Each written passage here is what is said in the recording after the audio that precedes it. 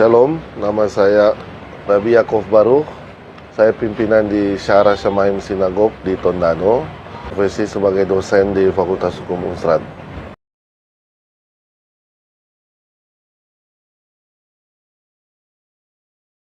Menurut saya ya, ini kita sering dengar ya, apalagi yang di Manado kan. Tapi jujur kalau ya saya bukan duduk sebagai ahli bahasa Ibrani di sini, tapi saya bisa katakan itu typo sebenarnya. Kenapa typo? Maksud mereka sebenarnya ingin mengatakan Shalom Aleichem.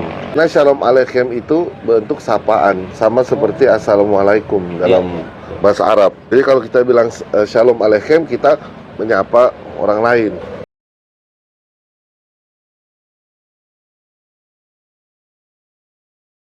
Nah, Shalom Elohim itu typo, dia janggal. Kenapa janggal? Karena dia menyapa Elohim, menyapa Tuhan, artinya bukan menyapa manusia. Kalau dia pakai kata misalnya Shalom Beshem Elohim, Shalom dalam nama Elohim, tapi ini agak janggal juga dalam bahasa Ibrani. Karena orang menyampaikan salam itu tradisinya ya Shalom Aleichem. Saya menyampaikan salam sejahtera bagimu gitu.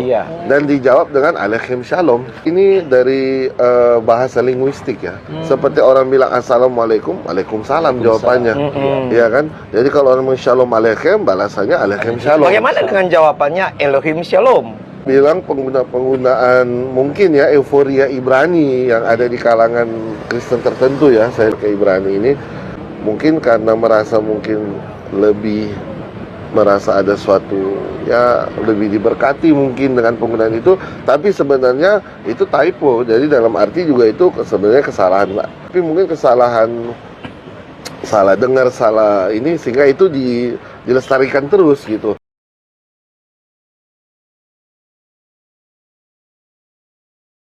Saya kalau ke teman-teman saya agak tegas, saya langsung katakan Shalom Aleichem gitu. Saya ralat karena saya tahu mereka tidak tahu gitu. Nah, kan. Saya kan di Kristen ada salamnya sendiri kan dalam bahasa Ibrani kan gitu.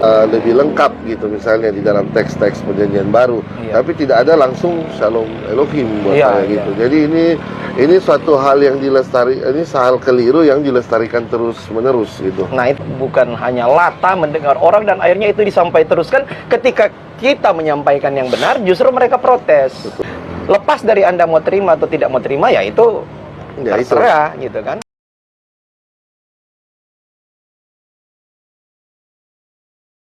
Karena buat saya, people make mistake ya. Semua pasti bikin kesalahan. Saya juga, bukan cuma orang lain. Tapi apakah kita mau merubah dari kesalahan itu? Itu masalahnya di situ gitu. Kalau kita mau terus-terusan melestarikan sesuatu yang salah, ya maka selamanya akan salah gitu. Zaman Nazi dulu, menteri propagandanya bilang kebohongan yang disampaikan terus-menerus akan diterima sebagai kebenaran.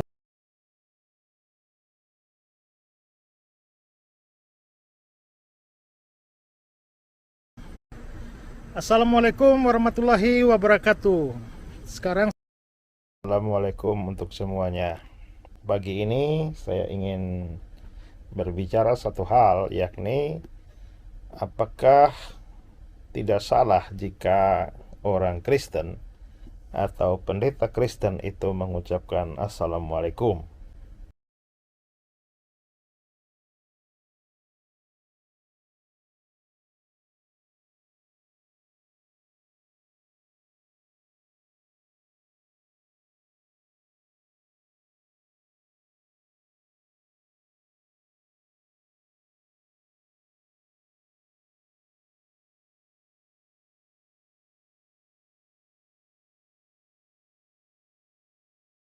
Selama beberapa hari ada di Israel maupun juga Yordania dan Mesir, saya dalam beberapa video mengawalinya bukan dengan Shalom alaihem, tapi dengan assalamualaikum.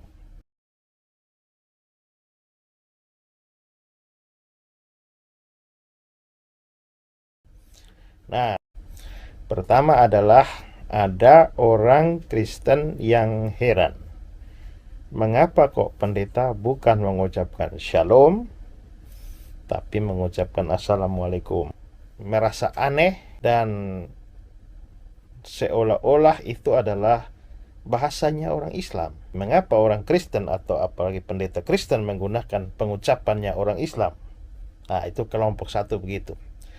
Kelompok yang lain lagi itu dari pihak Islam.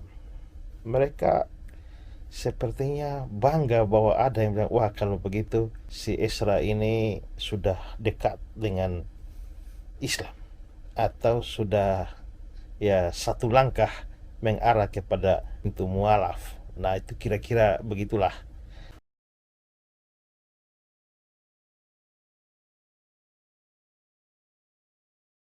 Jadi sekarang saya kepengen menjelaskan hal ini. Harus diingat bahwa ini bukan soal agama, tapi soal bahasa. Nah, bahasa-bahasa itu biasanya ada rumpun keluarganya. Nah, biasanya diambil dari anak-anak Nuh. Karena kalau kita membaca dalam Kejadian pasal 10, itu anak-anak Nuh, Sem, Ham, Yafet itu masing-masing berkembang dengan turunannya maupun juga dengan bahasanya sendiri. Nah, itulah makanya ada bahasa dari rumpunnya Sem, ada dari rumpunnya Ham, ada yang rumpunnya Yafet. Nah, secara khusus untuk rumpunnya Sem itu disebut sebagai Semitic language. Nah, dalam Semitic language itu ada bahasa Aramaik, Ibrani, ada bahasa Arab. Satu rumpun. Sehingga kadang-kadang kita bisa melihat secara khusus Ibrani dan Arab itu sangat dekat.